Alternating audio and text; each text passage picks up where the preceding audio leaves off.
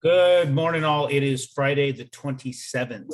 And what we've got from this last week is, well, it was really the thing that kind of stands out. I mean, we're still looking at the inventories being where they are. We all know that the housing market being what it is, that the inventories are low. We can't find properties to buy. And if you can, jump on it. Still do your due diligence, take your time. Don't just jump into something because it's something that's available, right? What you want to do is you want to look at something, get it locked up in contract, have your inspection period.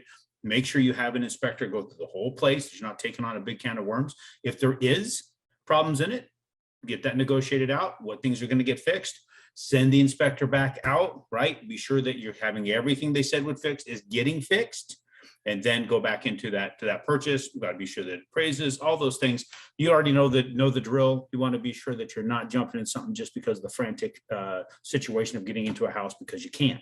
Right? We want to be sure that you pick up a property that still makes sense for your portfolio. Remember, your job is to work with the right people and to buy a property that can stay reasonably rented for the entire time you own it. You do those things, that's how you win. If you don't, that's where you start running into problems.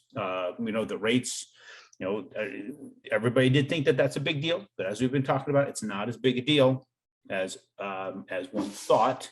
Once you understand what's happening with inflation, what happens with how it erodes that debt, the hedge that creates for you, and actually the inflation pretty much pays for it, if you will.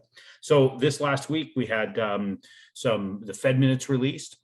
Gives a little bit of insight of what they're going to end up doing after the first with their ongoing thought process.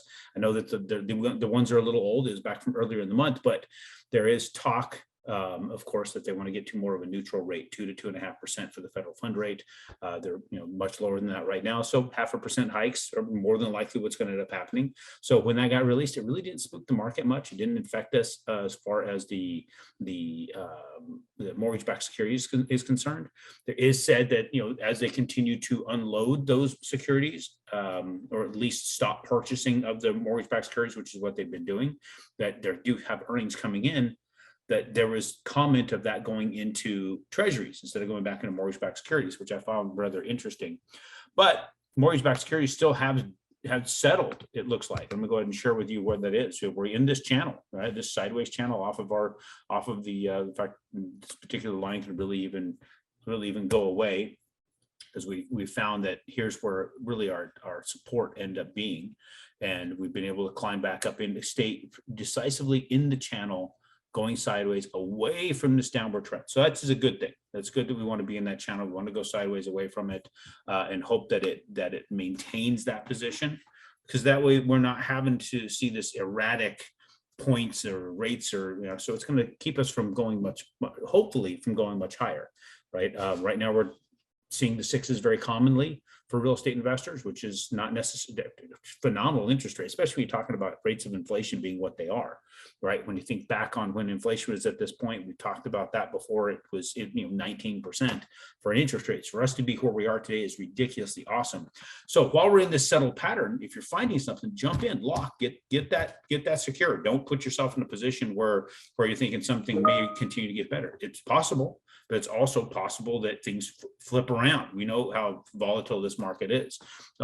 Inflation seems to be kind of slowing a little bit, but we also have much of China was locked up. Locked up is not right, but locked down. Once they get released, those people are back to their normal lives. The consumption of energy is going to get really, really intense. I don't know what that's going to do to inflation. So we don't know where it's going to take rates. I cannot predict where that's going to end up happening. All I can say is we're a little bit of a safer spot right now for rates not getting too, possibly not jumping as significantly as they had in the past, because we saw that line, it dropped fast. Now we found what appears to be a bottom. I'm not calling it a bottom because we don't know what's going to happen. I am saying at least we have a stall. While we have a stall, take advantage of the stall. Heck, we're taking advantage of on the way down, because you can see it's going down, going down, going down. You want to grab it here, because when it gets down here, you might as well be catching it at a high point. So we're just going to continue to grab what we can, and keep getting you what we can, and get your process as fast as possible. And the bottom line here is any rate that you get is really just a feeling, because the rates don't freaking matter with what you got going on in the inflation. Get your app, and with the app we can show you what to do with the or at least how to calculate out what inflation is going to do with your transaction and how you're winning anyway. So I'll get you more information as it comes up, but this is what you've got for this week, and we'll talk to you on Tuesday.